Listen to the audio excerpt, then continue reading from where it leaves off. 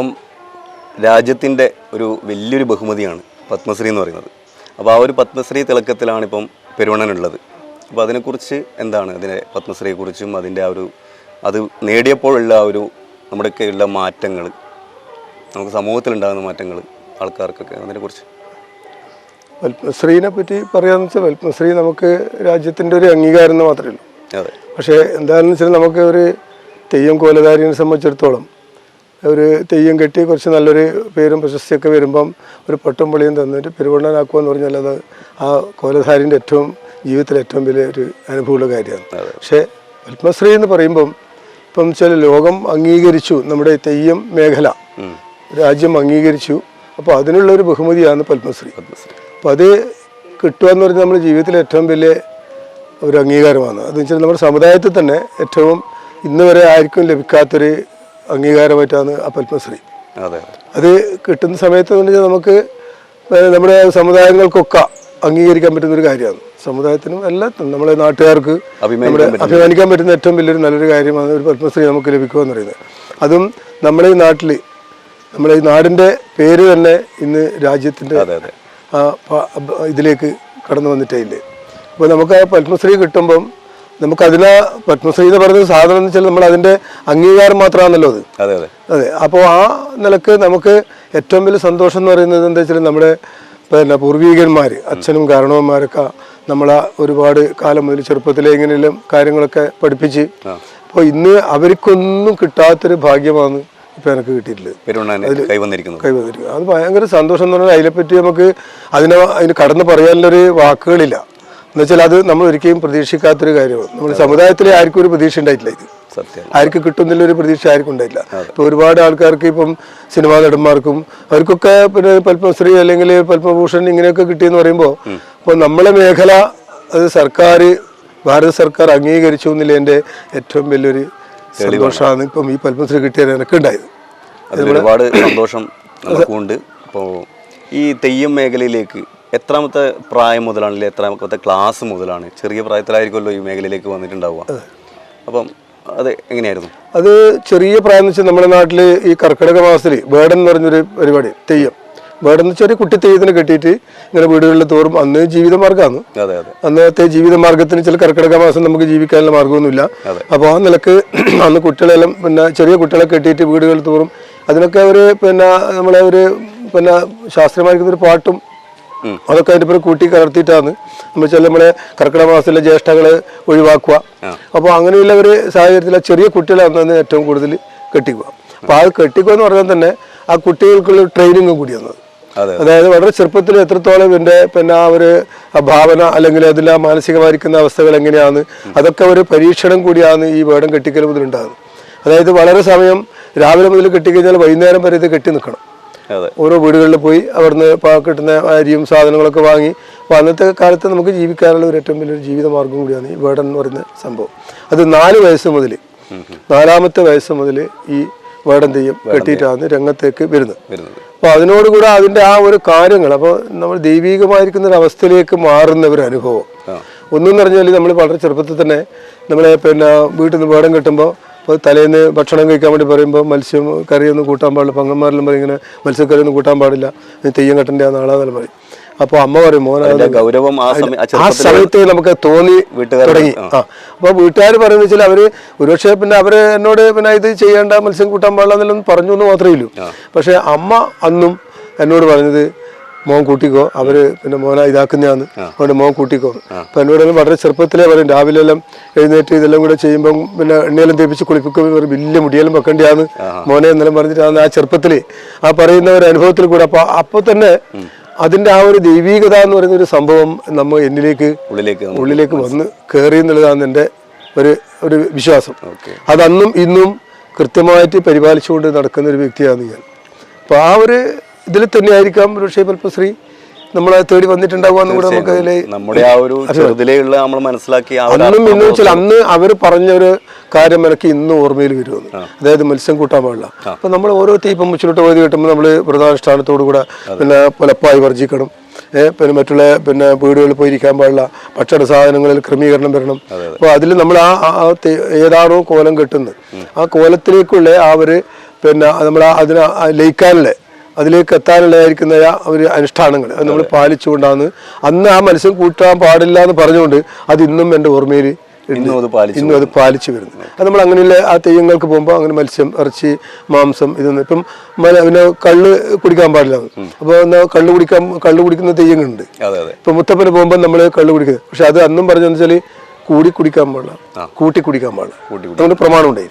അതായത് കൂടി കുടിക്കാൻ പാടില്ല, കൂട്ടി കുടിക്കാനും പാടില്ല. വെച്ചാൽ മറ്റുള്ള കറികളൊന്നും കൂട്ടി കുടിക്കാൻ പാടില്ല. അത് അങ്ങനെ വന്ന് പിന്നെ എന്താ അതിൽ നമ്മൾ വരുന്ന വെച്ചാൽ ആൾക്കാരെ കൂടി ഇരുന്നിട്ട് കൂട്ടി കുടിക്കാൻ പാടില്ല, കൂടി കുടിക്കരുത്, കൂട്ടി കുടിക്കരുത്. അപ്പൊ അങ്ങനെ ഒരു പ്രമാണം അതിലുണ്ട്.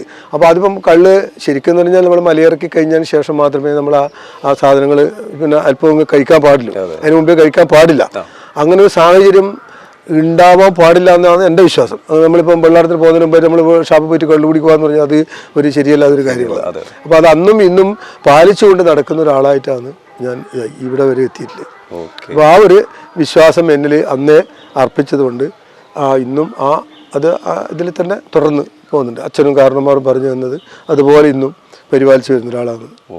ഇതില് പെരുവണ്ണാന് ഗുരുനാഥനായിട്ട് അച്ഛൻ തന്നെയായിരുന്നു? അല്ല, ആദ്യത്തെ ആള് അച്ഛൻ തന്നെയായിരുന്നു. അച്ഛൻ തന്നെയാണ് അതിന്റെ ബാക്കിയുള്ള കാര്യങ്ങളൊക്കെ പഠിപ്പിച്ചു തന്നതും തെയ്യത്തിൻ്റെക്ക് വരാനുള്ള സാഹചര്യം ഉണ്ടാക്കി തന്നതും അച്ഛനാണ്. പിന്നെ അതിൽ നിന്ന് പിന്നെ 13ാമത്തെ വയസ്സ് മുതൽ അച്ഛൻ്റെ നാട്ടിൽ, സ്വന്തം നാട്ടിലാണ് ഒരു പുതിയ ഭഗവതി ക്ഷേത്രം വയൽത്തറയായിട്ട് കഴിക്കുന്നത്. അവിടെ വെച്ചിട്ട് ഇന്ന് വീരം തെയ്യാണ് ആദ്യമായിട്ട് തെയ്യമായിട്ട് കെട്ടുന്നത്. തെയ്യമായിട്ട് കെട്ടുന്ന തെയ്യം വീരം തെയ്യമാണ്. വെച്ചാൽ വേടൻ നമ്മൾ ആ ചെറുപ്പത്തിൽ കെട്ടുന്നത് മാത്രമല്ല, ഇപ്പൊ ആ ഒരു പരിധി കഴിയുമ്പോൾ അതിനെ നമ്മൾ മാറ്റി തെയ്യത്തിലേക്ക് വരുമല്ലോ.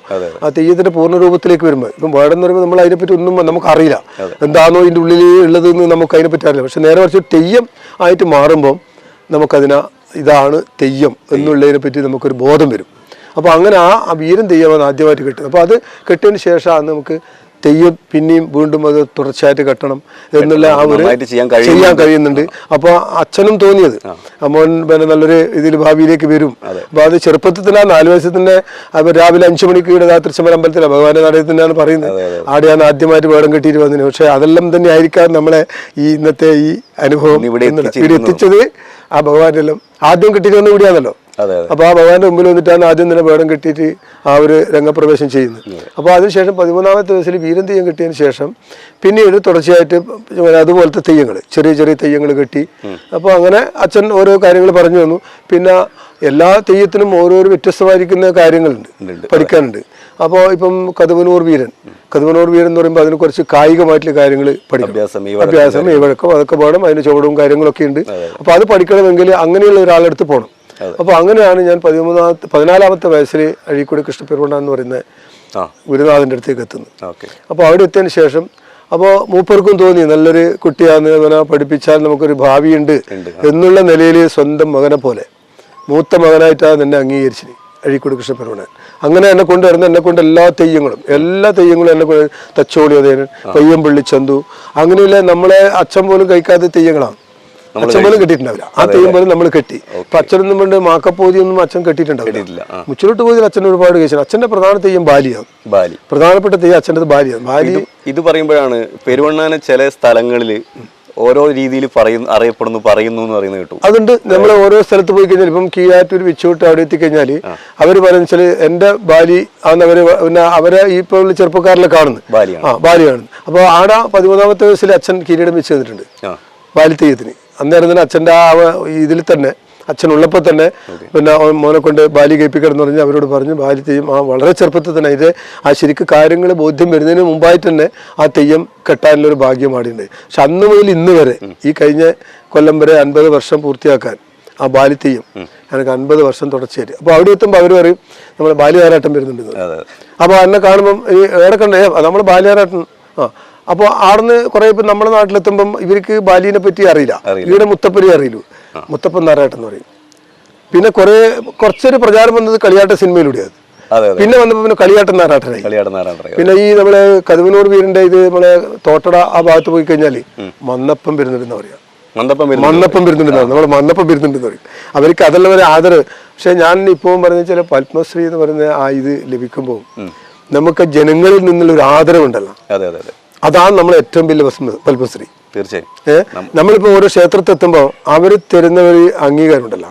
അപ്പോൾ നമ്മൾ തിരുവടിക്കാരൻ വരുന്നുണ്ട്. ഇപ്പൊ മുച്ചോട്ട് കാവിലെത്തുമ്പോൾ തിരുവടിക്കാരനാണ്, അടുത്ത തിരുവടിക്കാരനാണ്. അപ്പോൾ പിന്നെ വെള്ളാട്ടക്കാർ വന്നു, അല്ലെങ്കിൽ നമ്മളെ മന്നപ്പം വന്നു, അല്ലെങ്കിൽ ബാലിക്കാർ വന്നു. അപ്പോൾ അങ്ങനെയുള്ള ഓരോ കാര്യങ്ങളും നമുക്ക് ഓരോ സ്ഥലത്തും ഓരോരോ പേരുകളായിട്ട് അറിയപ്പെടുന്നുണ്ട് നമുക്ക്. അപ്പോൾ ആ 13ാമത്തെ വയസ്സ് മുതലാണ് കിരീടം വെച്ച് അവിടെ ഞാൻ 50 വർഷം അച്ഛൻ്റെ ആ ഒരു പേര് നിലനിർത്തി.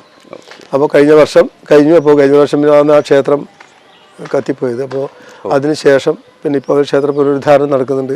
അപ്പോൾ അന്നും ഇന്നും ബാലി കാണാൻ എല്ലാ നാട്ടുകാരും അടുത്തേക്ക് വരും. പുറത്തുള്ള ആൾക്കാർ മുഴുവൻ ആടെ ബാലി തെയ്യം കാണുന്ന പ്രത്യേക ഒരു അത് വെച്ചാൽ ഒന്ന് അവിടെ ഒരു സംഭവം എന്ന് പറഞ്ഞാൽ അച്ഛൻ ബാലിനെ പ്രത്യക്ഷമായി കണ്ട സ്ഥലം വരും ആ ക്ഷേത്രത്തിൽ. അച്ഛൻ പറയുന്നത് എന്നോട് പറഞ്ഞു, മോനെ ആടെ മാത്രം നീ കോള് പറയണ്ട, വേറെ ഒരു കാര്യങ്ങളും ചെയ്യാൻ പാടില്ല, കൃത്യനിഷ്ഠയോടുകൂടെ പോയി ചെയ്തിട്ട് എന്നിട്ട് പറയും മറ്റൊരിടത്ത് വേണ്ടേന്ന് ചോദിക്കും. വേണ്ടാഞ്ഞിട്ടല്ല, പക്ഷെ എന്നാലും അവിടെ പോകുമ്പോൾ ഒരു ഗൗരവം അവിടെ ഉണ്ട്. അപ്പൊ അത് അച്ഛന് തന്നെ അനുഭവത്തിൽ കൂടെ വന്നതാണ്.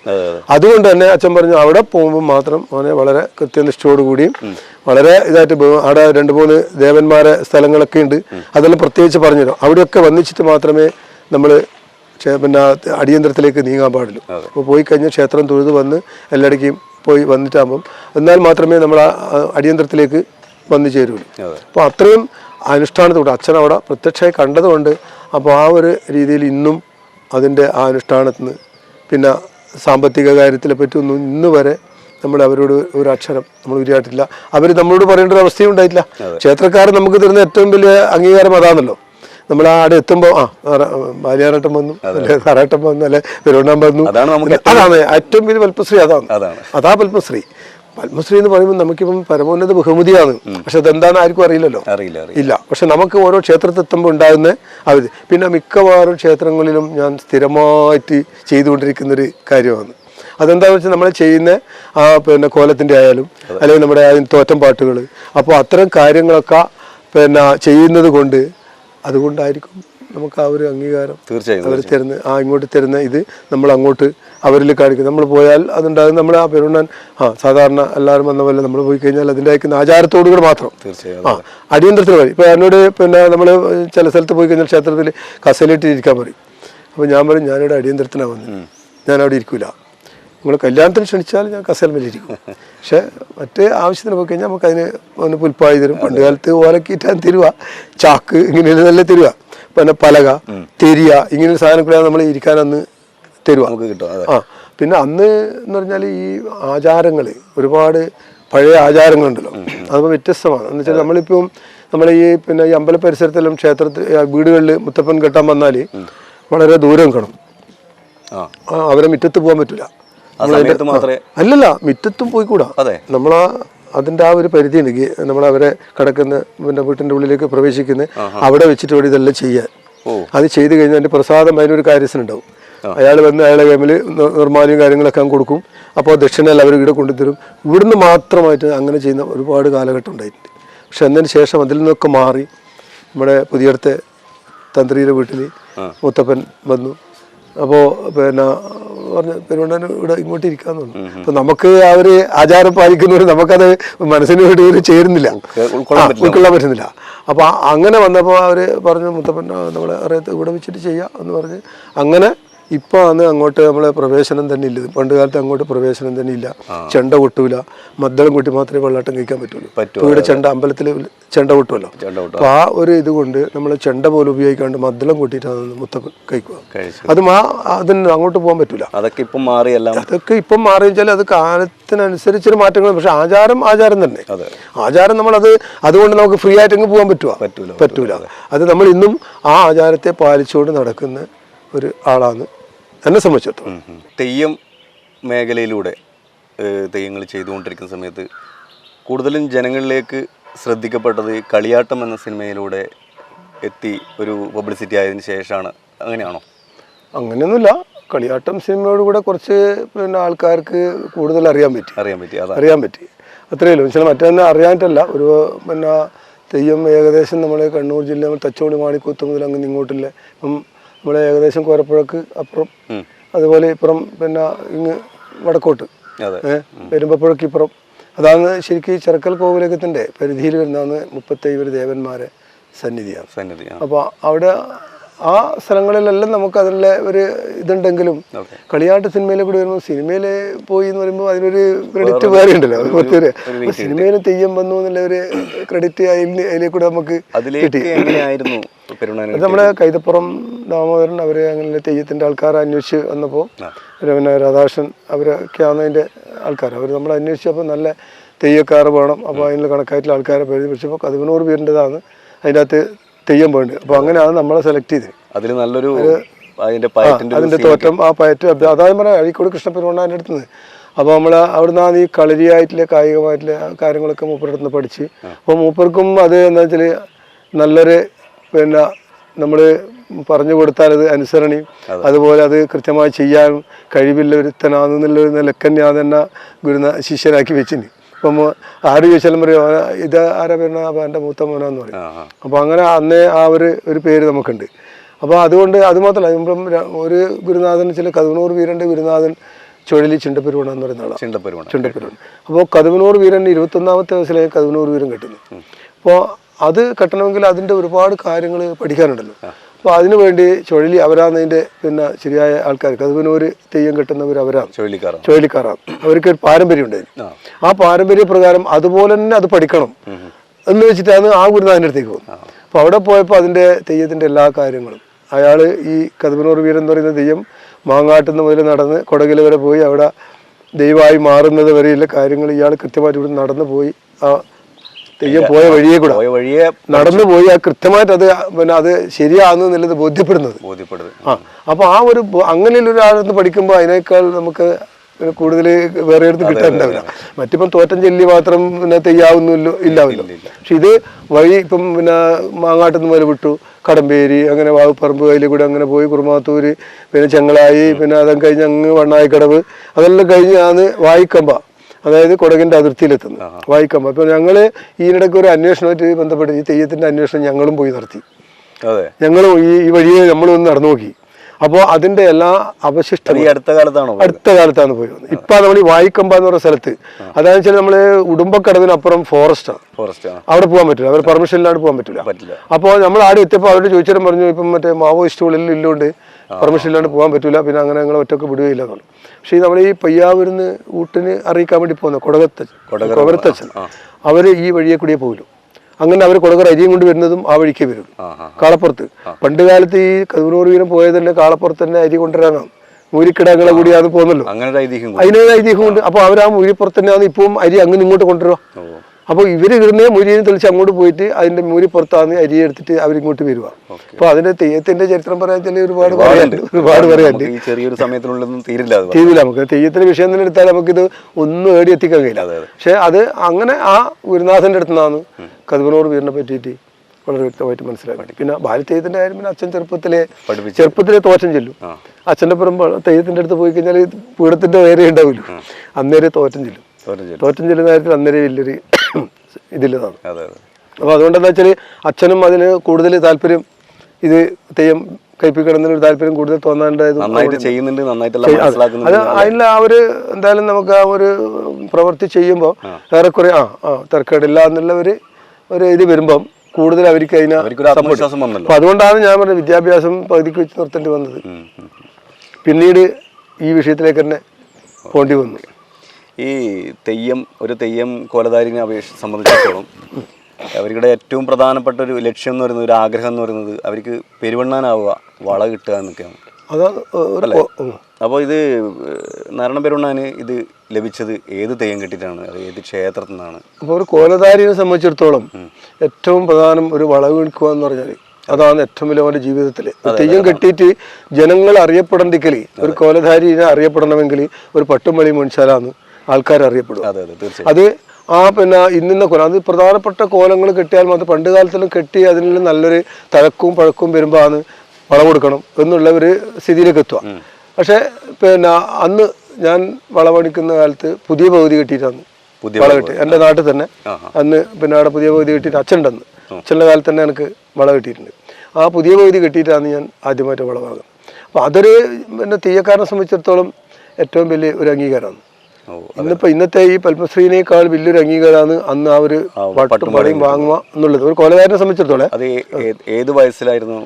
അത് 21ാമത്തെ വയസ്സിൽ തന്നെ അവന് ആ കൊല്ലം തന്നെയാണ് ഞാൻ കതിനൂർ വീരനും കെട്ടുന്നത്. ആ കൊല്ലം തന്നെ കതിനൂർ വീരൻ കെട്ടിന് ശേഷമാണ് ഈ പുതിയവധി കെട്ടുന്നത്. അപ്പോൾ അതെല്ലാം പിന്നെ തുടർച്ചയായിട്ട് അത് പിന്നെ ഓരോ തെയ്യങ്ങൾ അതിൻ്റെ പിന്നെ അതിനനുബന്ധിച്ചിട്ട് ഇപ്പം കുടിവീരൻ പിന്നെ പടവീരൻ അങ്ങനെയുള്ള ചില ഇപ്പം തച്ചോളി പയ്യമ്പള്ളി ചന്തു അങ്ങനെ ഇതെല്ലാം കായികമായിട്ടുള്ള കുറച്ച് തെയ്യങ്ങളാണ്. പിന്നെ ബാലിത്തെയ്യം എന്ന് പറഞ്ഞാൽ ബാലിത്തെയ്യം ഒരു ഭാവരസങ്ങൾ കഥകളിയായിട്ട് ബന്ധപ്പെട്ടിട്ടുള്ള ഒരു തെയ്യമാണ് ബാലി. അപ്പോൾ അത് ആ തോറ്റം പാട്ട് അതെന്ന് വെച്ചാൽ അതിൻ്റെ കഥകൾ മുഴുവൻ ഭാവനയിലേക്കൂടെ ജനങ്ങളിൽ എത്തിക്കുന്ന അതാണ് നമ്മുടെ ബാലിത്തെയ്യത്തിൻ്റെ ഒരു പ്രത്യേകത. അപ്പോൾ കഥകളി ആയിട്ട് ചെറിയൊരു അച്ഛനെ കഥകളിക്കാരൻ തന്നെ വിളിക്കല്, ബാലിത്തെയ്യക്കാരൻ, ബാലി എന്നല്ല അച്ഛനെ കഥകളിക്കാരൻ തന്നെ പറയും. പരക്കാട്ട് ഉദയൻ പെരുന്നാൻ തന്നെ കഥകളിക്കാരനാണ്. അന്നേ പറയല്ലോ അച്ഛൻ്റെ ഭാവരസങ്ങൾ എന്ന് പറഞ്ഞാൽ അത്രയും ഒരു ഭയങ്കര സംഭവമാണ്. അപ്പോൾ നമ്മളെ ഓരോ തെയ്യത്തിനും ഓരോരാൾക്കും ഓരോരോ ഭാവരസങ്ങളുണ്ട്. അത് എല്ലാ തെയ്യത്തിനും ഇപ്പം ആങ്കോലം പൊങ്കോലം എന്ന് പറയും. നമ്മളെ സമുദായത്തിൽ ഏറ്റവും പ്രധാനപ്പെട്ട തെയ്യം ആങ്കോലം കതിനൂർ വീരനാണ്. പൊങ്കോലം എന്ന് പറഞ്ഞാൽ മുച്ചോട്ട് പൂതിയാണ്. ഇത് രണ്ടും കെട്ടിയാൽ പണ്ട് കാലത്ത് കല്യാണം കഴിക്കാൻ പെണ്ണിനെ അന്വേഷിച്ച് വന്നാൽ ചെക്കൻ കതിനൂർ വീരൻ കെട്ടിയാളാന്ന് പറഞ്ഞാൽ കൊടുക്കലായി. പിന്നെ ജാതകം നോക്കേണ്ട ഒന്നും നോക്കണ്ട, യോഗ്യത അന്നത്തെ യോഗ്യത അതാണ്. അപ്പോൾ ഒരു കതിനൂർ വീരൻ കെട്ടുമ്പോൾ ഓൻ വള വാങ്ങി, പട്ടുംപളിയും വാങ്ങി, മുച്ചോട്ട് തോതിയും പട്ടുംപളിയും വാങ്ങി. മുച്ചോട്ട് തോതിയെല്ലാം കെട്ടിയെന്ന് അന്നത്തെ കാലം അതാണ് പറഞ്ഞത് പത്മശ്രീൻ്റെ ഏറ്റവും വലിയ ഒരു പദവിയാണ് അന്നത്തേത്. പിന്നെ ഇന്നിപ്പം സർക്കാരിൻ്റെ ഇതിൽ വന്നതിന് ശേഷമാണ് ഇത്രയും തല അംഗീകാരങ്ങളൊക്കെ ഉണ്ടാകുന്നത്. ഇപ്പോൾ ഫോക്ലോറിൻ്റെ ആദ്യം നമുക്ക് ഫോക്ലോറിൻ്റെ അന്ന് ഗുരുപൂജ ലഭിച്ചത് 2009 ഗുരുപൂജ കിട്ടി. പിന്നെ അതിന് ശേഷമാണ് ഫെലോഷിപ്പ് കിട്ടി 2017 ഫെലോഷിപ്പ് കിട്ടി. അപ്പോൾ അതൊക്കെ കിട്ടുമ്പോൾ നമുക്കിങ്ങനെ എന്തായാലും നമ്മൾ അർഹനാണ് എന്നുള്ളതൊരു തോന്നല്, നമ്മുടെ ആത്മസമർപ്പണം അനുസരിച്ച് ഓരോന്നും ഇങ്ങനെ വന്ന് ചേരുമ്പോൾ അന്നേരം നമ്മളും ആഗ്രഹിച്ചു നമുക്കെപ്പോ ഒരു പത്മശ്രീ കിട്ടുക എന്നുള്ളൊരു ആഗ്രഹം നമുക്കിത് അന്ന് സുരേഷ് ഗോപിക്ക് പിന്നെ ദേശീയ അവാർഡ് കിട്ടുമ്പോൾ പക്ഷെ അത് പിന്നെ എന്തായാലും നമ്മളെയും കൂടെ ഒരു പരിശ്രമം തന്നെയല്ലേ അതിൻ്റെ അകത്ത്. ഇതിലൊരു പത്മശ്രീ എന്ന് പറയുന്നത് തെയ്യം മേഖലയിൽ തെയ്യം മേഖലയിൽ ആദ്യമായിട്ട് കിട്ടുന്ന ഒരു അംഗീകാരമാണ്. അത് ഈ നിങ്ങളുടെ ആ ഒരു തെയ്യം സമുദായത്തിന് തന്നെ ഭയങ്കരമായിട്ട് എല്ലാം നമ്മുടെ സമുദായത്തിന് മാത്രമല്ല നമ്മുടെ ഈ തെയ്യം മേഖലയിലുള്ള എല്ലാ സമുദായത്തിലും ഇപ്പം എല്ലാ സമുദായങ്ങളും ഉണ്ടല്ലോ. ഇപ്പം മലയ സമുദായമുണ്ട്, വലിയ സമുദായമുണ്ട്, വേലന്മാരുണ്ട്, കോപ്പാളന്മാരുണ്ട്, കരിമ്പാലന്മാരുണ്ട്, അങ്ങനെ ഒരുപാട് സമുദായങ്ങൾ തെയ്യം കിട്ടുന്ന ആൾക്കാരുണ്ട്. അപ്പോൾ ഒരുപക്ഷെ അതിലെല്ലാം കഴിവിൽ ആൾക്കാരുണ്ടായിരിക്കാം. പക്ഷേ ഒരു പ്രചോദനം നമുക്കും ആ ഒരു അംഗീകാരം കിട്ടും എന്നുള്ളതിലെ ഒരു പ്രചോദനം തന്നെയാണ് ഇപ്പം നമുക്ക് ഈ അംഗീകാരം തേടിയെത്തിയെന്ന് ഞാൻ എല്ലാ സദസ്സിലും പറഞ്ഞൊരു കാര്യമാണ്. എനിക്ക് മാത്രമല്ല എൻ്റെ കോലം കിട്ടുന്ന എല്ലാ സമുദായക്കാർക്കും കിട്ടിയ ഒരു അംഗീകാരമായിട്ടാണ് ഞാൻ അതിനെ ഇന്നും ആ പത്മശ്രീനെ കാണുന്നത്.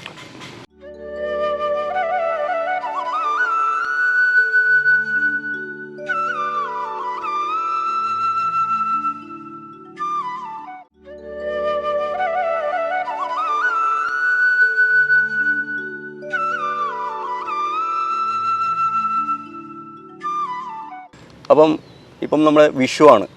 അപ്പോൾ പെരുവണ്ണൻ്റെ ആ ഒരു ചെറുപ്പകാലത്തിലെ വിഷുവിനെ കുറിച്ചും ഇന്നത്തെ വിഷു ഒക്കെ വ്യത്യസ്തങ്ങളായിരിക്കും. ഇതിൽ നമുക്ക് നമ്മളെ വിഷുവിനും ഓണത്തിനും ഇതിനെപ്പറ്റി നമുക്കൊന്നും പറയാൻ പറ്റില്ല. എന്താ പറയുക, ഈ വിഷുവിന് നമ്മൾ അരിക്ക് പോകണം അന്നത്തെ കാലം. അപ്പോൾ നമുക്ക് അതിനെ ആഘോഷിക്കാനുള്ളൊരു അവസരമില്ല. ഓണക്കാലത്ത് വേടം കെട്ടിയിട്ട് ഓണായെന്ന് പോകണം. പിന്നെ നമുക്ക് ഇതിന് ആഘോഷം. അപ്പോൾ നമ്മളെല്ലാം ചെറുപ്പത്തിൽ വേടം കെട്ടിയിട്ട് പോകുമ്പോൾ കുട്ടികളെല്ലാം കസവിൻ്റെ മുണ്ടെടുത്തിട്ട് ഇങ്ങനെ ഇതെല്ലാം ആയിട്ട് പുതിയ വസ്ത്രം ധരിച്ച് നിൽക്കുമ്പോൾ ഞങ്ങൾ ഈ വേഷവും കെട്ടിയിട്ട് പോകുന്നത്. അപ്പോൾ ഞങ്ങൾക്ക് ഉണ്ടാകുന്നൊരു ഇത് അല്ല, അവരെല്ലാം പിന്നെ കോടി എല്ലാം എടുത്തു. പക്ഷെ നമ്മൾ വിഷു കഴിഞ്ഞതിന് അല്ലെങ്കിൽ ഓണം കഴിഞ്ഞതിന് ശേഷം അത് ഈ കോടി കിട്ടുക. അതും ഈ ഇന്ന് ഓണത്തിന് പോയിട്ട് കിട്ടിയെടുത്തില്ല എന്തെങ്കിലും സ്വരൂപിച്ച് കൊണ്ടുപോയിട്ട് വാങ്ങി തന്നിട്ട് വേണം ഈ ഓണക്കോടി എടുക്കേണ്ടെങ്കിൽ. അതിന് മുമ്പേ പൈസ ഉണ്ടാവില്ല, സാമ്പത്തികമായിട്ടുള്ള പിന്നോക്കമാണ് ദിവസം നമ്മൾ ഈ ചടങ്ങ് കഴിഞ്ഞാൽ നമുക്ക് കിട്ടൂലോ. അപ്പൊ ഞാൻ ഇപ്പം ചെറുപ്പത്തിലൂടെ അമ്പലഭാഗത്തിൽ ചെറിയ കുട്ടികളെ ഓടക്കോടിയിൽ എടുത്തിട്ട് ചെറിയ മുണ്ടൽ പിടിപ്പിച്ചിട്ട് കുട്ടികളെ കൊണ്ട് വേടനെ ദക്ഷിണയും ധരിപ്പിക്കും. അപ്പൊ അന്നേരം നമ്മളിങ്ങനെ ആലോചിക്കും നമ്മളെ എപ്പോഴാണ് ഇങ്ങനെ ഒരു ഓണാഘോഷം നടത്തുക. അപ്പൊ അതിൽ നമ്മളെ ഭാവന അന്നും മനസ്സിലുള്ള ഒരു കാര്യമാണ്. പിന്നെ ഈ വിഷു എന്ന് പറഞ്ഞാൽ നമ്മളൊരു കൊല്ലത്തിന്റെ ഫലമാണ്. ഒരു ഈ മത്സരം മുതൽ അടുത്ത മത്സരം വരെ നമ്മൾ എല്ലാ പിന്നെ വിഭവസമൃദ്ധമായിരിക്കുന്ന ഭക്ഷണവും അതുപോലെ പിന്നെ നമ്മളെ ഈ കായ്കനികളെല്ലാം ദേവന് സമർപ്പിച്ചിട്ട് നമുക്കൊരു കൊല്ലത്തിൽ നമുക്ക് ആ ഒരു ആഘോഷിക്കാൻ പറ്റുന്നത്. അതെല്ലാറ്റിലും ഒരു കൊല്ലത്ത് ഈ ആഘോഷം അടുത്ത കൊല്ലം വരെ നിലനിൽക്കണം. കണി കണ്ടാൽ ആ കണി കാണുന്ന പോലെ തന്നെ അടുത്ത കൊല്ലം വരെ ഭഗവാനെ കാണാനുള്ള ഐശ്വര്യവും സമൃദ്ധിയും ഉണ്ടാവണം. അതിനുവേണ്ടി നമ്മുടെ ഒരു ആഘോഷമായിട്ടാണ് വിഷുവിനെ നമ്മൾ കാണുന്നത്. അപ്പോൾ നമുക്ക് ഈ വിഷുവിനെ സംബന്ധിച്ചിട്ട് നമ്മൾ ഈ അരിക്ക് പോകണം, അതുപോലെ അങ്ങനെയല്ല പണ്ടത്തെ അവർ ആചാര പ്രകാരം. പക്ഷെ ഇപ്പം അതെല്ലാം ഇപ്പം വേടൻ ആരും കൊണ്ടുപോകുന്നില്ല. ഒന്നെന്ന് പറഞ്ഞാൽ എല്ലാവരും സാമ്പത്തികമായിട്ട് മുന്നോക്കത്തിലെത്തി. അപ്പോൾ നമ്മൾ ഈ അരിക്ക് വേണ്ടി നമ്മൾ പോകുമ്പം അവരും പറയും, പെണ്ണാനെ ഇപ്പം നമ്മളും അധ്വാനിക്കുന്നു നിങ്ങളും അധ്വാനിക്കുന്നു, പിന്നെ ഇതെല്ലാം നിർത്തിക്കൂടെ, അങ്ങനെ ചോദിക്കുന്ന ആളുമുണ്ട്. അപ്പോൾ ഇത് നമ്മളെ പണ്ടേ ഒരു ആചാരമാണ്, അത് നമുക്കത് നിർത്താൻ കഴിയില്ല. പിന്നെ എല്ലാവരും പറയുമ്പം നമുക്കത് നിർത്താൻ പിന്നെ പണ്ട് കാലത്ത് എന്ന് വെച്ചാൽ ഒരു വളപ്പിൽ ഒരു വീടാണ്. ഇന്ന് അവിടെ 3 മക്കളുണ്ടെങ്കിൽ 3 ആൾക്കും വീടായി, തറവാട് വേറെയായി. അപ്പോൾ ഈ 3 വീട്ടിലും വേടം പാടിയിട്ട് ഒരു ദിവസം കൊണ്ട് തീർക്കാൻ ആവൂല. അന്നത്തെ കാലത്ത് കുട്ടികളില്ല, കുട്ടികളെ കിട്ടാൻ വലിയ പ്രയാസമാണ്. അപ്പോൾ അതുകൊണ്ട് അങ്ങനെ കുറേ ആള് ഇതിൽ മാറിപ്പോയി.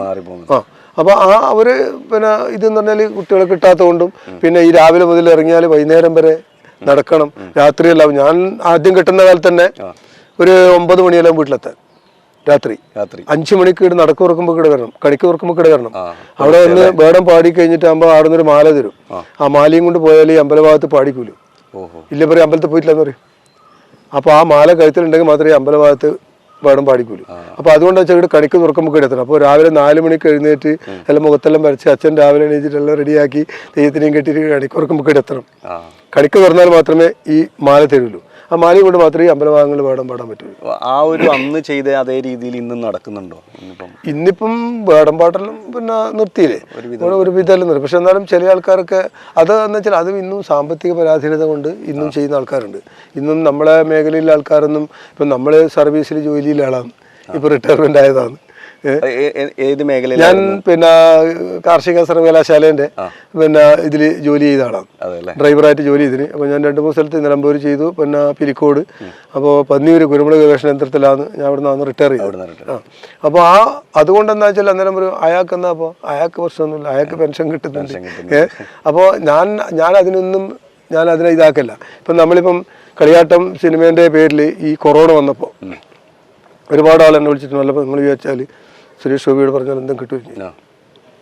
അപ്പോൾ ഞാൻ പറഞ്ഞു നിങ്ങളൊരു മെമ്മോറാണ്ടം തയ്യാറാക്ക്, എന്നിട്ട് അയച്ചു കൊടുത്ത് 24 മണിക്കൂറിനുള്ളിൽ അയാൾ പൈസ എനിക്ക് എൻ്റെ അക്കൗണ്ടിലേക്ക് അയച്ചു. അതായത് ഇവിടെ ഇല്ല ദുരിതം അനുഭവിക്കുന്നവർക്കൊക്കെ വേണ്ടിയിട്ട്. അപ്പോൾ അതുകൊണ്ട് എന്താ വെച്ചാൽ നമ്മൾ എന്നിട്ടും 2-3 ആൾക്ക് കൊടുക്കാൻ പറ്റില്ല. ഞാൻ സ്വന്തം കയ്യിൽ നിന്ന് പൈസ എടുത്തിട്ട് ഞാൻ അവർക്ക് ഇന്നും എന്നെ കൊണ്ട് കഴിയുന്ന എല്ലാവർക്കും ഞാൻ ഇന്നും സഹായങ്ങൾ ചെയ്തു കൊടുക്കുന്നുണ്ട്. ഇനി ആര് വന്നാലും ഇങ്ങനെ ഈ സുഖമില്ലാണ്ട് വന്നാലും അങ്ങനെയല്ല, ഒരു ചാരിറ്റബിൾ പോലെ ഞാൻ ആർക്കൊക്കെയാണ് ആരിൽ നിന്നെല്ലാം ചെയ്തു കൊടുക്കാൻ പറ്റും, അങ്ങനെയുള്ള കാര്യങ്ങൾ കൂടെ ഞാൻ എല്ലാവർക്കും എൻ്റെ ഈ ജീവിതത്തിൽ ഒരുപാട് പേർക്ക് ഞാൻ ചെയ്തു കൊടുത്തിട്ടുണ്ട്. പിന്നെ ഈ നമ്മുടെ തെയ്യം എന്ന ഒരു കോലം, അതായത് ഉത്തര മലബാറിലെ ഒരു അനുഷ്ഠാന ഒരു ചടങ്ങാണ് തെയ്യം. അപ്പോൾ ഇത് നമ്മുടെ ക്ഷേത്രങ്ങളിലല്ലാതെ ഈ പൊതുവേദികളിലും ഈ ഘോഷയാത്രകളിലും സമ്മേളന നഗരികളിലൊക്കെ ഇങ്ങനെ ചെയ്യുന്നതിനെ കൊണ്ടുള്ള അതിനെക്കുറിച്ച് പണ്ട് ഞാൻ പറഞ്ഞൊരു കാര്യമുണ്ട്, മാതൃഭൂമിക്കാരോട് ഞാനൊരു കാര്യം പറഞ്ഞു, ഈ സ്റ്റേജിൽ തെയ്യം കിട്ടുന്നതിനെ പറ്റി നിങ്ങൾക്ക് എന്താ അഭിപ്രായം? ഞാൻ പറഞ്ഞു എനിക്ക് നല്ല അഭിപ്രായമാണ്. അതെന്ത് നിങ്ങളെങ്ങനെ പറയാൻ പാടുണ്ടെന്ന് ചോദിച്ചു. ഞങ്ങൾ ആ പറയുന്നതിൻ്റെ ഒരു പൊരുൾ നിങ്ങൾക്ക് പറഞ്ഞുതരാം. ഒന്ന്, പണ്ട് കാലത്തെന്ന് പറഞ്ഞാൽ സാമ്പത്തികം വളരെ പരാജയമാണ്. അപ്പോൾ ആ സാമ്പത്തികം എന്ന് പറഞ്ഞാൽ ഇത് ഒരു സ്റ്റേജിൽ ഒരു തെയ്യം എന്തെങ്കിലും ഒരു പരിപാടി അവതരിപ്പിക്കണം എന്ന് പറഞ്ഞാൽ തോറ്റം ചെല്ലണ്ട, ഉറക്കം ചെയ്യണ്ട, വ്രതം എടുക്കണ്ട, വേറൊന്നും വേണ്ട, ഈ വേഷം മാത്രമേ അവർക്ക് പോകൂ. ക്ഷേത്രത്തിലേക്ക് വേണ്ടുന്ന ഒരു കഷ്ടപ്പാട് അവിടെ ഇല്ല. എന്നാൽ ക്ഷേത്രത്തിൽ കിട്ടിയാൽ തുച്ഛമായ വരുമാനമാണ് അന്ന് തുച്ഛമായ വരുമാനമാണ്. അപ്പോൾ പണ്ടത്തെ പണക്കണക്കാണ് കോള്, പണ്ട് പണം ആണ്, ഇത്ര പണം കോള്, അങ്ങനെയാണ് അന്നത്തെ കാലത്ത്. അപ്പോൾ ഈ ഒരു പരിപാടി വരുമ്പോൾ തന്നെ ചെറിയ സമയം കൊണ്ട് ആകെ ഒരു അരമണിക്കൂർ വേണ്ടു, ആ അരമണിക്കൂർ കൊണ്ട് നല്ലൊരു പൈസ കയ്യിൽ വരും. പക്ഷെ അതിലൂടെ ഒരുപാട് ഈ തെയ്യത്തിന്റെ ഒരു മഹത്വവും മഹാത്മ്യം അതൊന്നും കുറഞ്ഞിട്ടില്ല. പക്ഷെ എന്നാലും ഇല്ലാതാക്കുന്ന ഒരു രീതികൾ അല്ല, അത് ചെയ്തു കഴിഞ്ഞാൽ പിന്നെ അനുഷ്ഠാനവും ഇതും തമ്മിൽ എന്താ ബന്ധമില്ല. ഇപ്പൊ ക്ഷേത്രങ്ങളിൽ നമ്മൾ പോയിട്ട് അനുഷ്ഠാനം തോന്നുന്നു, പക്ഷെ അതേപോലത്തെ രൂപത്തിൽ പുറത്ത് കണ്ടാല് നമുക്കത് ദൈവമായിട്ട് തോന്നൂല അവർക്ക്. അങ്ങനെ സംഭവിക്കുമ്പോൾ ഈ ക്ഷേത്രത്തിൽ വിശ്വാസികൾക്കുണ്ടാകുന്ന മാനസിക ഒരുപാട് എന്നോട് ഒരുപാട് ആൾക്കാർ ചോദിച്ച ചോദ്യം തന്നെ ഇത് നിങ്ങളുടെ അഭിപ്രായം. ഞാൻ പറഞ്ഞു, ഒന്ന് ഇതന്നെ സാമ്പത്തികമായിട്ട് വളരെ പരാജയപ്പെട്ട ആൾക്കാരായതുകൊണ്ട് അവർക്ക് ചെറിയ സമയം കൊണ്ട് നല്ലൊരു പൈസ കിട്ടും. നിങ്ങൾ 3 ദിവസം ഉറക്കു കഴിഞ്ഞ് വയറും കഴിഞ്ഞിട്ട് നിന്നാൽ ആടുന്ന് കിട്ടുന്ന 16 പണം കോട്, അല്ലെ 12 പണം കോട്, അല്ലെ 101 പണം കോട്. ഈ 101 പണക്കണക്കാണ് അന്നത്തെ കാര്യം. അതും ചോദിച്ചിട്ടുണ്ടെങ്കിലോ പൈസക്ക് ചോദിച്ചാൽ അവർ വരും പിന്നെ അടുത്ത കൊല്ലം അയാൾ വേണ്ട, അടുത്ത കൊല്ലം നമുക്ക് വേറെ ആളാണ്, ഇതിനെക്കാട്ടി കുറഞ്ഞ് കിട്ടുന്ന ആളെ കിട്ടും നോക്കാൻ പറയും. അപ്പൊ അങ്ങനെയുള്ളൊരു ഇത് കൊണ്ടെന്താ വെച്ചാൽ നമ്മളെ ആ നമ്മളത് ചെയ്യാൻ പാടില്ല നമ്മൾ. പക്ഷെ അത് എന്താന്ന് പറഞ്ഞാൽ സ്റ്റേജിൽ ചെയ്യുമ്പം ഇതിന്റെ ഇത്തരം അനുഷ്ഠാനങ്ങളൊന്നും അതിൽ വരില്ല. ഒരു ക്ഷേത്രത്തിൽ ചെയ്യുമ്പോൾ നമ്മൾ അവിടെ പോയി അതിൻ്റെ ആചാരങ്ങൾ, ഇപ്പം ഒരു കതിനൂർ വീരനാണെങ്കിൽ വീട്ടിൽ നിന്ന് നമ്മൾ ആയുധം എടുത്തിട്ട് ഇറങ്ങണം. അതായത് യുദ്ധകളത്തിലേക്ക് കതിനൂർ വീരൻ പോയ പോലെയാണ് വീട്ടിൽ നിന്ന് നമ്മൾ വിളക്കം വെച്ച് ആയുധവും എടുത്തിട്ടാണ് നമ്മൾ പുറത്തേക്ക് ഇറങ്ങുന്നത്. അപ്പോൾ അന്ന് മന്നപ്പൻ വീട്ടിൽ നിന്ന് പോയ യുദ്ധത്തിനായിട്ട് പോയ പോലെയാണ് ആ താരിമ്പലിച്ചെടുത്ത് പോയി അതവിടെ കൊണ്ടുപോയി. അവിടെ എത്തിയതിനു ശേഷം അവർ എല്ലാം എന്നാൽ നമുക്ക് തുടങ്ങാൻ നോക്കാം. അപ്പോൾ ആ അനുഷ്ഠാനങ്ങളൊന്നും ഉണ്ടാവില്ലല്ലോ ഈ ചെയ്യുമ്പോൾ. അപ്പോൾ അത് ആ രൂപം മാത്രം കാണിക്കുക എന്നുള്ളത് ഒരു കാര്യം മാത്രമേ ഉള്ളൂ. പക്ഷെ അത് കാണിക്കാൻ നമ്മൾ ചെയ്യാം. അങ്ങനെ അത്തരം ചെയ്യുമ്പോൾ നിങ്ങളെ കൊണ്ടല്ലേ ഇവിടെ നമ്മൾ ക്ഷേത്രത്തിൽ കെട്ടിക്കണ്ട്. അപ്പോൾ ആ ഒരു ചിന്താഗതി മറ്റുള്ളവർക്ക് ഉണ്ടാവാം. പക്ഷെ നമ്മൾ ചെയ്യുന്ന അനുഷ്ഠാനങ്ങൾ വേറെ, ആചാരങ്ങൾ വേറെയാണ്. അപ്പോൾ അതിൻ്റെ രണ്ട് വ്യത്യസ്തമായിരിക്കുന്ന കാര്യങ്ങളാണ്. അപ്പോൾ ചെയ്യാൻ പാടില്ല എന്ന് വെച്ചാൽ നമ്മൾ സ്റ്റേജുകളിലും അല്ലെങ്കിൽ പിന്നെ ജാഥകളിൽ പിന്നെ ഇപ്പം എന്താന്ന് പറയുക, ഇപ്പം വാട്സപ്പിലും ഇതെല്ലാം നമ്മളിപ്പോൾ കണ്ടുകൊണ്ടിരിക്കുന്ന ഒരുപാട് കാര്യം ഞാൻ ചോദിക്കാൻ വരുന്നത്. അതായത് ഇപ്പൊ ഈ ഒരു 1-2 വർഷങ്ങളായിട്ട് നമ്മൾ ചില തെയ്യങ്ങൾ കെട്ടിയിട്ട് ജനങ്ങളെ ഉപദ്രവിക്കുന്നതും അസഭ്യങ്ങൾ പറയുന്നതൊക്കെ നമ്മൾ കാണുന്നുണ്ട്. അതൊക്കെ ചില തെയ്യങ്ങൾക്ക് ഇപ്പം ഞാൻ ഇപ്പോ ഒരുപാട് തെയ്യങ്ങൾ ഇപ്പം നമ്മളൊന്നും ഇന്ന് വരെ ഒരാളെ നമ്മളാൽ നിന്ന് അല്ലെങ്കിൽ തെയ്യം ഇപ്പം പന്തം വെച്ച് കെട്ടിയ തെയ്യാണ്. അപ്പോൾ പന്തം വെച്ച് മുട്ടിയിട്ട് ഒരാൾക്ക് പൊള്ളിപ്പോയി അല്ലെങ്കിൽ മറ്റൊരു തരത്തിലൊരു അബദ്ധം വന്നു, അങ്ങനെ ഒന്നും ഒരു അനുഭവം എൻ്റെ ജീവിതത്തിൽ ഇന്നുവരെ ഉണ്ടായിട്ടില്ല. അതെന്ന് വെച്ചാൽ അങ്ങനെ നമ്മളെപ്പോഴും നമ്മളാ കോലമാകുന്നുള്ള ആ ഒരു ബോധത്തോടു കൂടെ മാത്രമേ നമ്മളത് ചെയ്യാൻ പാടുള്ളൂ. അപ്പോൾ അതല്ലാണ്ടായി പോകും. ഇവർ ചെയ്യുമ്പം അതല്ലാണ്ടായി പോകും. ഒന്നിക്കലും മദ്യത്തിന്റെ ലഹരിയിൽ അത് ചെയ്യാൻ പറ്റാതെ ഇപ്പം മദ്യം പിന്നെ ഇത് ലൈസൻസ് ഒന്നും അല്ലല്ലോ, കള്ളുകുടിക്കാരിലെ ലൈസൻസ് അല്ലല്ലോ തെയ്യം അല്ല. അപ്പോൾ അത് കുടിക്കാമെങ്കിലും അതിന് എങ്ങനെ കുടിക്കാം എന്നൊക്കെ അതിന് പിന്നെ അതിൽ പറഞ്ഞിട്ടുണ്ട്. അപ്പോൾ ഞങ്ങൾ പിന്നെ ഒരു കതിനൂർ വീടിന് അടയാളം മണിക്കാൻ വേണ്ടി പോയപ്പോൾ പിന്നെ ഒരു 10-50 ആളുണ്ട്. അപ്പോൾ അവർ കള്ളും റാക്കും എല്ലാം റെഡിയാക്കി വെച്ച് പിന്നെ ദൈവത്തിന് നാരായപ്പാട് വെച്ച് അത് എടുത്തിട്ടാണ് തെയ്യക്കാരന് തരുക. അത് തെയ്യക്കാരന് തരുമ്പം അപ്പോൾ ഒരു വയസ്സുള്ളൊരു പെണ്ണുങ്ങൾ പിന്നെ അവിടെ ഇരിക്കുന്നുണ്ട്. എന്നോട് ചോദിച്ചു, പിന്നെ ഞാനിത് മേടിച്ചപാട് വേഗം അതിൻ്റെ സങ്കല്പം വിലാക്കിയിട്ട് അങ്ങോട്ട് കൊടുത്തു. അപ്പോൾ ഇതെല്ലാം കൂടെ കഴിഞ്ഞ് അടയാളം വാങ്ങിയതിന് ശേഷം പെണ്ണുങ്ങൾ എന്നോട് ചോദിച്ചു, അല്ല കോലക്കാരൻ കുടിക്കണ്ടേന്ന് ചോദിച്ചു. ഞാൻ എവിടെയാ പറഞ്ഞത് അങ്ങനെയെന്ന് പറഞ്ഞു. ഇവൻ ഇവിടുന്ന് പുറപ്പെടുമ്പം ഇവൻ്റെ മാനസികമായിരിക്കുന്ന വിഷമത്തിന് അന്ന് കുറച്ച് കഴിച്ചപ്പോൾ അത് അധികമായപ്പോൾ പിന്നെ ഉറങ്ങിക്കിടന്നു. അപ്പോൾ ചങ്ങാതിമാർ ഇവനെ കൂട്ടാണ്ട് പോയി. അപ്പോൾ അങ്ങനെ അല്ലാതെ കൊണ്ട് പിന്നെ ഇവൻ ഏടുന്ന് കുടിച്ചതായിട്ട് ഏടിയും പറഞ്ഞിട്ടില്ല. പിന്നെ നമ്മൾ തെയ്യം പറയുന്നത് തന്നെ കട്ടിയപ്പവും കരിങ്കലശം മനസ്സ് വന്നു എന്നേ പറഞ്ഞു, കുടിച്ചിനെന്ന് പറഞ്ഞില്ല. കട്ടിയപ്പവും കരിങ്കലശം മനസ്സ് വന്നു, പാർകോഴി മധുക്കലശം പുറത്ത് ചങ്ങാതികൾക്ക് കൊടുത്തു, അത്രേ പറഞ്ഞില്ല. കുടിച്ചിരുന്നു പറഞ്ഞില്ല. ഇല്ല അന്ന്. അതായത് ഇപ്പം നമ്മളിപ്പം ഒരു പിന്നെ സുഹൃത്തുക്കളെല്ലാം കൂടെ ഇപ്പം ഗൾഫിലേക്കെല്ലാം പോകുമ്പോൾ ഒരു പാർട്ടി നടത്തലുണ്ട്. അപ്പൊ അതുപോലെ അങ്ങനെയുള്ളൊരു പരിപാടിയായിട്ട് ഇവർ സംഘടിപ്പിച്ചിട്ട്, പക്ഷെ അവര് ആ ഒരു ലക്ഷ്യം എന്ന് പറഞ്ഞാൽ ഇവനെ കൂട്ടാണ്ട് പോകണം. ഇവനെ കൂട്ടിയിട്ട് പോയാൽ അതിന്റെ പേര് ദോഷം അവർക്ക് ഉണ്ടാവും. അതുകൊണ്ട് ഇവൻ എങ്ങനെങ്കിലും ഇവിടെ പറ്റിക്കണം എന്ന് വിചാരിച്ചിട്ട് എന്നെ കരുതി കുട്ടി ഇവർ ചിരിച്ചു കൊടുത്തു. ഇവൻ ഈ അച്ഛനും അമ്മയോടുള്ള വൈരാഗ്യം കൊണ്ട് ആ വെറുപ്പിന് ഇവൻ നല്ലോണം ഇത് കഴിക്കുകയും ചെയ്തു. അപ്പൊ ഇതുവരെ കഴിക്കാതെ ആൾ കഴിച്ചാൽ പിന്നെ ഉണ്ടാകുന്ന അനുഭവത്തിലായിരിക്കും. അങ്ങനെയാണ് ഓല അവര് പറ്റിച്ചിട്ട് പോകുന്നത്. മറ്റേ ഓല ചതിക്കുന്നു എന്നല്ല, ചങ്ങായിമാർ തന്നെയാണ്, ഒപ്പനം പോയ കൂട്ടർ തന്നെയാണ്. പക്ഷെ അതതിൻ്റെ ഒരു അടിസ്ഥാനമാക്കുന്ന കഥ വേറെയാണ്. പിന്നെ ഈ ഓരോ തെയ്യങ്ങൾക്കും ഓരോ വ്രതാനുഷ്ഠാന രീതികൾ, ഓരോ കാര്യങ്ങളുണ്ട്. ഏറ്റവും കഠിനമായ ഇല്ലെങ്കിൽ ഏറ്റവും ഗൗരവത്തോടെ കാണുന്ന ഇപ്പൊ മുച്ചിലോട്ട് ഭഗവതിക്ക് തന്നെയാണ്. മുച്ചിലോട്ട് ഭഗവതിക്ക് നമ്മള് അടയാളം വാങ്ങിയ മുതൽ നമ്മൾ പ്രധാനുഷ്ഠാനത്തോടു കൂടെ വേറിട്ട് തന്നെ നിൽക്കണം.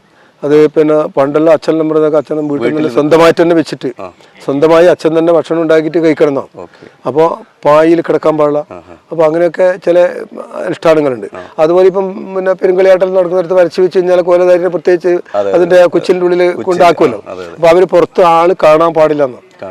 അതായത് കോലധാരിനെ ആര് കാണാൻ പാടില്ല. ഒന്ന് ഇപ്പം നമ്മള് പറയുമ്പം ചിലപ്പം പിന്നെ ആ കോലധാരിനെ കണ്ണ് പറ്റാൻ പാടില്ല. അതാണ് ഈ തലയിലെ മുണ്ടുവിട്ടിട്ട് കാണാൻ പാടില്ല, ആ വ്രതത്തോടു കൂടെ നിൽക്കണം എന്ന് പറയുന്നത്. ഒന്ന് ദൃഷ്ടി ദോഷം, ഓ ഇയാളാന്നല്ലേ എന്ന് പറഞ്ഞു പോയെങ്കിൽ അപ്പോൾ അതിലുണ്ടാകുന്ന ആ ഒരു അതിനെ മറച്ചു വെക്കാൻ വേണ്ടിയിട്ട്. പക്ഷെ അതൊക്കെ ഇന്നത്തെ കാലത്ത് അതെന്ന് പറഞ്ഞാൽ വരച്ചു വെക്കൽ ചടങ്ങ് കഴിഞ്ഞാൽ തന്നെ അത് പത്രത്തിലൂടെ മാധ്യമത്തിലൂടെ ആൾക്കാർ ഞാൻ അതിനെല്ലാം ഒരുപാട് പിന്നെ ആൾക്കാരോട് പറഞ്ഞു. ഞാൻ പറഞ്ഞു നിങ്ങളെ നമ്മൾ കോറോത്ത് കളി നടത്തുന്ന പോയ സമയത്ത് അവിടെ വരച്ചു വെച്ചിട്ട് ആ കുട്ടീനെ അവിടെ ഇരുത്തിയപ്പോൾ കുറെ സ്ത്രീകൾ വന്നു, ഈ നോക്കട്ടപ്പോ ആരാന്ന് കുഞ്ഞിനെന്ന് കാണട്ടപ്പോ. ഞാൻ അപ്പോൾ ഇവരെ ആൾക്കാരെ വിളിച്ചു പറഞ്ഞു, ഞാൻ പറഞ്ഞാലോടോ ഈ കോലധാരീനാ, അവിടെ നിന്ന് കുറിയും വാങ്ങിയാൽ നിങ്ങൾ കൊച്ചിയിൽ കൊണ്ടാക്കിയാൽ ഒരാൾ കാണാൻ പാടില്ല. ഓൻ ചെപ്പെടുത്തിൽ വെള്ളം എടുക്കാൻ പോകുമ്പോ അവർ കാണൂല. പിന്നെ അതിന് കക്കൂസ് വരെ അതിൻ്റെ ഉള്ളിലാണ്. അവനെ ബാത്റൂം, കുളിക്കേണ്ട സൗകര്യം, കക്കൂസ്, ഒരു കാര്യത്തിനും പുറത്തിറങ്ങാൻ പാടില്ല. അത്രയും ആ ഒരു അനുഷ്ഠാനത്തോടു കൂടെ മാത്രമേ അവിടെ നിൽക്കാൻ പാടുള്ളൂ. അവൻ പിന്നെ ഏകാഗ്രതയിൽ അമ്മേനെയും ധ്യാനിച്ചിട്ട് എന്തൊക്കെയാണ് അമ്മേന്റെ കാര്യങ്ങൾ അത് പഠിക്കാനുണ്ടെങ്കിൽ പഠിക്കുക, അല്ലെങ്കിൽ അതിന് നമ്മൾ പ്രാർത്ഥന ചെയ്യുക, അത് സ്വയം നമ്മൾ അതിലേക്ക് നമ്മൾ ആ അമ്മയിലേക്ക് ലയിക്കുക. അതാണ് നമ്മളെ ആ അനുഷ്ഠാനത്തിൽ നമ്മൾ അതാണ് അനുഷ്ഠാനം. അതാണ് അനുഷ്ഠാനം. ആചാരം പറയാന്ന് അനുഷ്ഠാനം പറയാം. അപ്പൊ ആ നിലക്ക് ആ ഒരു കോലധാരി അമ്മയിലേക്ക് നമ്മുടെ ആയിരിക്കുന്ന ആ ഒരു ഇത് അർപ്പിക്കുക. ഏറ്റവും ബുദ്ധിമുട്ടും കൂടുതൽ അർപ്പണബോധം നമ്മൾ ഈ മുച്ചോട്ട് പോതിന്റെ പിന്നെ അതുപോലെ ഇങ്ങനെ ഈ പിന്നെ വടക്കോട്ടെല്ലാം അവർക്ക് വലിയ പെരുങ്കളിയാട്ടൽ നടക്കുമ്പോൾ അവർക്ക് തായ്പര ദേവതക്കെല്ലാം അവർക്ക് പ്രത്യേകിച്ചിട്ട് അതുപോലെ ചെയ്യും. അപ്പൊ അത് എല്ലാറ്റിനും അനുഷ്ഠാനമുണ്ട്. പക്ഷെ നമ്മൾ ഏറ്റവും കൂടുതൽ അനുഷ്ഠിക്കുന്നത് ഈ മുച്ചോട്ട് ഭഗവതിക്ക് മാത്രമാണ്. കൂടുതൽ ദിവസങ്ങളിൽ നമ്മൾ വ്രതത്തോടു കൂടി നിൽക്കുന്നത് ഈ മുച്ചോട്ട് ഭഗവതിക്ക് മാത്രമേ ഉള്ളൂ. പിന്നെ ഈ ഇപ്പുള്ള വരും തലമുറക്ക്, അതായത് ഇപ്പുള്ള തെയ്യം കലാകാരന്മാർ കോലധാരികളുണ്ടല്ലോ വരും ഈ തലമുറക്ക്, അതിന് പെരുവണ്ണാന് കൊടുക്കാനുള്ളൊരു ഉപദേശം ഇല്ല, ഒരു മെസ്സേജ്? അല്ല, അതാ ഞാനിപ്പം പറഞ്ഞു. ഇന്നിപ്പം നമ്മളെ അത്രയും കൃത്യമായിട്ട് ആ ആചാരങ്ങളും അനുഷ്ഠാനങ്ങളും പാലിച്ചുകൊണ്ട് തന്നെയല്ലേ നമ്മളിപ്പോൾ ഇന്ന് ഇവിടെ എത്തിയിട്ടില്ലത്. അതെ. അപ്പൊ അതുപോലെ ഈ ഇന്നിപ്പം നമ്മളെ നമ്മളെ പിന്നെ ഇതിൽ പറഞ്ഞ മാതിരി തെയ്യം തമ്മിൽ അടിയാണ്. അതെന്തുകൊണ്ടാണ്? പരസ്പരം നമ്മൾ കെട്ടിയിരിക്കുന്ന കോലം എന്താണെന്ന് അറിയാതുകൊണ്ട്. അപ്പോൾ അത് ഞാൻ ഇന്നത്തെ കുട്ടികൾ പറഞ്ഞു വെച്ചാൽ നമ്മൾ ഈ പിന്നെ പൂന്താനത്തിന്റെ ജ്ഞാനപ്പാനയില് അതിൽ എപ്പോഴോ മുമ്പേ എഴുതി വെച്ചൊരു കാര്യങ്ങളാണ്. ഒന്ന് അതിലെന്ന് പറഞ്ഞാൽ കോലങ്ങളിൽ സേവകരായിട്ട് കോലം കെട്ടി ഞെളിയുന്നിതു ചിലർ, സ്ഥാനമാനങ്ങൾ ചൊല്ലി കലഹിച്ച് നാണം കെട്ട് നടക്കുന്നിതു ചിലർ. അപ്പൊ ഇത് അനുഭവമല്ലേ? അപ്പോൾ അത്തരം ആ ഒരു പ്രവണത ഉണ്ടാക്കാൻ പാടില്ല. നമ്മൾ എന്താണോ ചെയ്യുന്നത് അതിൻ്റെ ആ പണ്ട് കാലത്തുള്ള എന്തിനാ നമ്മൾ അതിനെ പിന്നെ മറ്റുള്ള തരത്തിലേക്ക് കൊണ്ടുവരുന്നത്? ആ പഴയ ആചാരത്തിൽ തന്നെ അത് പോയാൽ പോരെ. അതിലേക്ക് നമ്മൾ പുതിയ തലമുറക്ക് അങ്ങനെ ഒരു പ്രത്യേകതയൊന്നുമില്ല. തെയ്യം അന്നും അതന്നല്ലേ, അതന്നെ തെയ്യം തന്നെ. അതിൽ നിന്ന് നിങ്ങൾക്ക് മാറ്റിയാക്കാൻ പറ്റൂല. പിന്നെ അതിന് ആർഭാടങ്ങളും ഇതും കൂട്ടുവാന്നല്ലാണ്ട് തെയ്യം വന്ന് മുത്തപ്പൻ തന്നെയാണ്. പിന്നെ പെരിയ മുത്തപ്പനൊന്നും ആവില്ല. അപ്പൊ അതുപോലെ ഏത് തെയ്യാന്നോ കിട്ടുന്നത് അത് ആ തെയ്യത്തിന്റെ അനുഷ്ഠാനങ്ങൾ കൃത്യമായിട്ട് പാലിക്കുക. എന്നാൽ മാത്രമേ നമുക്ക് മുമ്പോട്ട് പോകാനില്ലേ. അതായത് അംഗീകാരങ്ങൾ ഇപ്പം എല്ലാവർക്കും വാങ്ങിക്കാം. പക്ഷെ അത് എത്രത്തോളം അതിന് അർഹനാണ് എന്നുള്ളത് മനസ്സിലാക്കണ്ടെങ്കിൽ അത് ഇത്തരം അനുഷ്ഠാനത്തിലേക്കൂടെ മാത്രമേ അത് ചെയ്യാൻ പറ്റുള്ളൂ. അപ്പൊ എനിക്ക് ചെറുപ്പക്കാരോട് പറയാന്ന് വെച്ചാൽ, ഒന്ന് നമ്മൾ ഗുരുനില അതൊരിക്കലും മറക്കാൻ പാടില്ല. ഞാൻ എൻ്റെ അച്ഛൻ, അമ്മ, ഗുരുനാഥൻ 3 ആളെ ഫോട്ടോ ഇന്നും ഞാൻ ഉറങ്ങിയെണിച്ച് വരുമ്പം എനിക്ക് അവരെ കാണണം. 3 ആളെ ഇന്നും എൻ്റെ വീട്ടിൽ ഞാൻ റീഞ്ച് പുറത്തിറങ്ങുമ്പം അവിടെ കാണുന്നത്. പൂജാമുറിൻ്റെ അടുത്തൊന്നും വെക്കൂല. പൂജാമുറി വേറെയാണ്, വിളക്ക് വെക്കുന്ന സ്ഥലം വേറെയാണ്. പക്ഷെ അച്ഛനും അമ്മേനെയും കാണാനായിട്ട് ഈ 3 സാധനം ആ ഫോട്ടോ ഞാനവിടെ ഇന്നും അന്നും ഞാൻ വീട്ടിൽ നിന്ന് ഇറങ്ങുമ്പോൾ ഇപ്പം ഞാനിപ്പോൾ നമ്മളൊരു പിന്നെ എവിടെയാ പോകുന്ന വെച്ചാൽ വന്ന് കുളിച്ച് വിളക്കും കത്തിച്ച് അവരെ പ്രാർത്ഥിച്ചിട്ട് മാത്രമേ ഞാൻ പുറത്തിറങ്ങുള്ളൂ. എവിടെ പോകുമ്പോൾ തെയ്യത്തിന് മാത്രമല്ല, വേറൊരു യാത്ര പോകുമ്പോൾ അങ്ങനെയാണ്.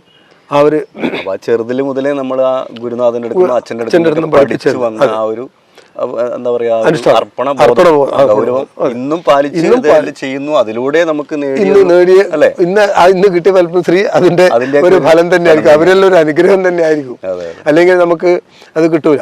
അപ്പൊ അത്രയും നമ്മൾ ആ പിന്നെ എന്താ വെച്ചാൽ അവരെ ഗുരുനാഥന്മാരെയും നമ്മുടെ ഗുരുകാരണന്മാർ ആ ദേവീദേവന്മാരെ ഏത് ദേവിനെയാണ് ഉപാസിക്കുന്നത് ആ ഉപാസന നമ്മളിലേക്ക് അർപ്പിക്കുന്നത് കൊണ്ട് മാത്രമാണ് നമുക്ക് ആടെ എത്താൻ പറ്റുന്നത്. അല്ലെങ്കിൽ നമുക്ക് ആടെ എത്താൻ പറ്റൂല.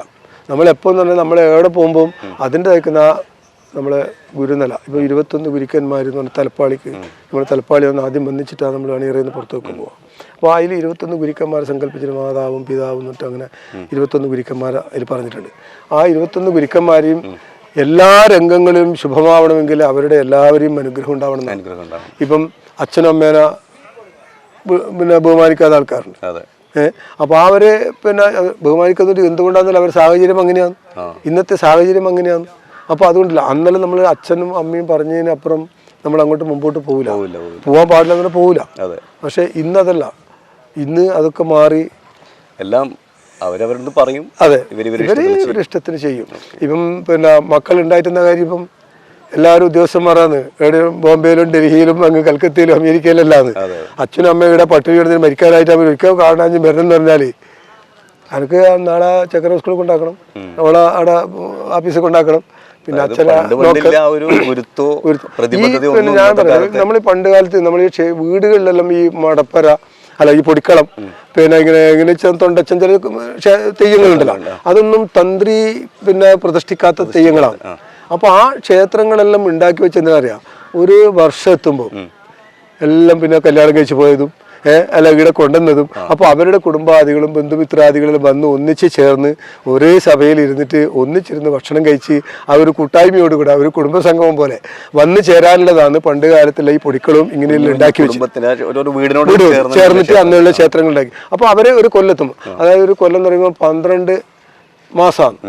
അപ്പോൾ നമ്മളൊരു വ്യാഴവട്ടം, അതായത് ഒരു ശനി ദശേന്റെ സമയമാണ് ഒരു വ്യാഴവട്ടം. വ്യാഴവട്ടം എന്ന് പറഞ്ഞാൽ 12 വത്സരമാണ്. ഇപ്പം ഈ പെരുങ്കളിയാട്ടിൽ നടക്കുന്ന 12 വത്സരത്തിലാണ് 12, 24 വത്സരം അങ്ങനെ കഴിയുമ്പോൾ പെരുങ്കളിയാട്ടൊക്കെ നടക്കുന്നത്. അപ്പോൾ ആ 12 മാസം നമ്മൾ 11 മാസം കഴിഞ്ഞ് 12 നമ്മൾ തെയ്യായി തെയ്യത്തിന് പോകണം. അപ്പോൾ ആ ഒരു ചിന്താഗതി അന്ന് അച്ഛനുണ്ട്, അച്ചാച്ചനെ കാണണം, കാരണവരെ കാണണം. അപ്പോൾ അതെല്ലാം നമ്മൾ ഒന്നിച്ച് വന്ന് ചേരാനുള്ള ഒരു കുടുംബ സംഗമമാണ് നമ്മൾ പണ്ട് കാലത്തിലെ ഈ ക്ഷേത്രങ്ങൾ വീടുകളിലെ തെയ്യങ്ങളും അവിടെയുള്ള പള്ളിറകളും മറ്റേ പിന്നെ വൃക്ഷങ്ങളും വൃക്ഷത്തിൻ്റെ അടുത്ത് അല്ലെങ്കിൽ പിന്നെ ഒരു കല്ലെടുത്ത് വെച്ചിട്ട് അങ്ങനെയൊക്കെയാണല്ലോ പണ്ട് കാലത്തിലെ അനുഷ്ഠാനങ്ങൾ. അന്ന് തന്ത്രിയൊന്നുമല്ല, നമ്മുടെ പൂർവികമായിരിക്കും കാരണവന്മാരുടെ അടുത്ത് വെക്കുന്ന കല്ലാണ്. അന്ന് തന്ത്രിമാരും അവരൊന്നും ചെയ്യുന്ന കാര്യമൊന്നുമില്ല. പിന്നെ ഇന്ന് താന്ത്രികവൽക്കരിച്ചു അതിനെ അവര് പിന്നെ ഇപ്പം പ്രതിഷ്ഠ ഉറപ്പിക്കുന്നു, പുനഃപ്രതിഷ്ഠ, അതിന്റെ പ്രതിഷ്ഠാ കാര്യങ്ങളും അതെല്ലാം അങ്ങനെ ഇന്നിപ്പം നടന്നു പോകുന്നുണ്ട്. പണ്ട് കാലത്തിൽ അന്ന് അവരവരെ വീടുകളിൽ അവരവരാന്ന് കല്ലെടുത്ത്. ഇപ്പം നമ്മളൊരു മുത്തപ്പന്റെ വെള്ളാട്ടം കഴിക്കാം, ഞങ്ങളല്ലേ അവിടെ മടയം വന്നിട്ടല്ലേ വീടെടുത്ത് വെക്കുന്നത്, ആ പലകയും ഇതും അവരാന്ന് എടുത്ത് വെക്കുന്നത്. അപ്പൊ പിന്നെ അവിടെ പിന്നെ പ്രതിഷ്ഠക്ക് പ്രാധാന്യമില്ല. അതും മലയിറക്കി തിരിച്ച് മല കയറ്റി. അപ്പൊ പിന്നീട് യാതൊരു ബന്ധവുമില്ല. അപ്പൊ അവിടെ നമ്മൾ വെച്ചിട്ട് ദൈവത്തിനെ വിളിച്ചു വരുത്തുന്നു, ദൈവം വരുന്നു, ദൈവത്തിന്റെ അനുഭവിക്കുന്നു, ദൈവം തിരിച്ചു പോകും. അതാണ് മുത്തപ്പൻ്റെ വെള്ളാട്ടത്തെ സംബന്ധിച്ചിടത്തോളം എല്ലാ കാര്യങ്ങളും അതുപോലെ തന്നെ നമ്മൾ വീടുകളിൽ പണ്ട് കുടുംബമായിട്ട് ഒന്നിച്ച് വന്ന് ചേരാനുള്ള ഒരു അവസരം കൂടിയാണ് നമ്മൾ ഈ തെയ്യങ്ങളും ഇത്രയുള്ള കാര്യങ്ങളൊക്കെ മുമ്പ് കാലത്തുണ്ട്. പിന്നെ ക്ഷേത്രങ്ങൾ ഉണ്ടാകുന്ന വെച്ചാൽ നാട്ടുകൂട്ടത്തിന് വേണ്ടിയിട്ടാണ്, നാട്ടുകാർക്ക് എല്ലാവർക്കും വന്ന് ചേരാനും. അങ്ങനെ പിന്നെ തറവാട് ക്ഷേത്രങ്ങളുണ്ട്, അതുപോലെ ഇപ്പം ക്ഷേത്ര കമ്മിറ്റികളാണ്. അപ്പോൾ കമ്മിറ്റികൾ കൂടുമ്പോൾ നാട്ടുകാരെല്ലാം ജാതിമത ഭേദമന്യേ എല്ലാവർക്കും ഒത്തുകൂടാനും മതസൗഹാർദ്ദങ്ങൾ പങ്കിടാനും അത്തരം ഒരു വേദിയാണ് ഇപ്പോഴത്തെ കളിയാട്ടങ്ങൾ. ഇപ്പം നമ്മളൊരു മുച്ചിലോട്ട് കളിയാട്ടം എന്ന് പറഞ്ഞു കഴിഞ്ഞാൽ ഏറ്റവും താണ ആൾ മുതൽ ഏറ്റവും മേലിൽ ആൾ വരെ ഇതിൽ പങ്കെടുക്കണം. ഒന്ന് പായ് കൊണ്ടുവരേണ്ടതാരാന്ന്, കുട്ടിപ്പായി ആരെ കൊണ്ടുവരാ, വലിയ സമുദായക്കാരാണ് അല്ലേ. അപ്പോൾ അതിൻ്റെ ഉച്ചിട്ട് അവർക്കും കിട്ടൂലേ. ഈ പെരുങ്കളിയാട്ടം നടക്കുമ്പോൾ ഇത്ര പായ് വേണം, അപ്പോൾ അത് അവരാണ് കൊണ്ടുവരേണ്ടത്. അപ്പോൾ ആ പായ് കൊണ്ടുവന്ന് അതിൻ്റെ ഒരു ഉച്ചിട്ട് അവർക്ക് കിട്ടി. തന്ത്രി വന്നിട്ട് ഗണപതി ഹോമം കഴിക്കണം, ശുദ്ധി കലശം ചെയ്യണം. അപ്പോൾ അവർക്കും അതിൻ്റെ ഒരു അനുഭവം അവർക്കും കിട്ടി. അപ്പോൾ ഒരു പെരുങ്കളിയാട്ടം അല്ലെങ്കിൽ മുച്ചിലോട്ട് കളിയാട്ടം നടക്കുമ്പം എല്ലാ സമുദായത്തിലുള്ള ആൾക്കാർക്കും ഇപ്പം ഒത്തുചേരുന്ന ഒരു നാട്ടുകൂട്ടം പോലെ നമുക്ക് എല്ലാവർക്കും ഒന്നിച്ചു ചേർന്ന് ഒരു സൗഹാർദ്ദം പങ്കിടാനും. പിന്നെ പണ്ട് കാലത്തെല്ലാം ഈ കളിയാട്ട സ്ഥലത്തെല്ലാം പോയിട്ടാണ് കുട്ടികൾക്ക് പെണ്ണ് കാണലും, അതൊക്കെ പിന്നെ ഇങ്ങനെ കളിയാട്ടം നടക്കുന്ന സ്ഥലത്താണ്. അപ്പോൾ അങ്ങനെ സ്ഥലത്തെല്ലാം ഇങ്ങനെയുള്ള ഒരു ഇതെല്ലാം വെച്ച് തന്നെ അന്നത്തെ കാലത്തെ ആ കുടുംബം സംഗമം ഒന്നിച്ച് ചേരാനും അവരെ ഒത്തുചേരാനും അതിനുള്ള ഒരു വേദിയായിട്ടാണ് നമ്മൾ ഈ കളിയാട്ടങ്ങളും തെയ്യങ്ങളും എല്ലാം അന്ന് ഉണ്ടാക്കി വെച്ചത്. അപ്പം ഒരുപാട് സന്തോഷം പെരുവണ്ണൻ്റെ ഈ പത്മശ്രീ തിളക്കത്തിൽ നമ്മുടെ ഈ വിഷുദിനത്തിൽ ഞങ്ങളോടൊപ്പം നല്ല തെയ്യത്തിൻ്റെ വിശേഷങ്ങളും പത്മശ്രീയുടെ ആ ഒരു അനുഭവവും എല്ലാം പങ്കിട്ടതിൽ ഒരുപാട് നന്ദി. നമസ്കാരം.